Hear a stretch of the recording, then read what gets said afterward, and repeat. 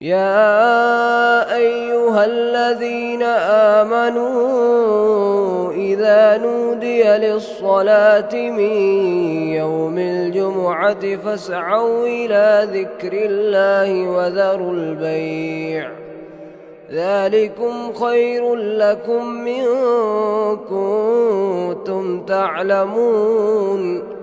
فإذا قضيت الصلاة فانتشروا في الأرض وابتغوا من فضل الله واذكروا الله كثيرا لعلكم تفلحون.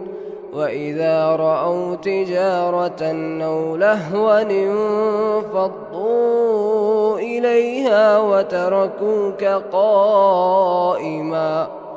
قل ما عند الله خير من اللهو ومن التجارة والله خير الرازقين.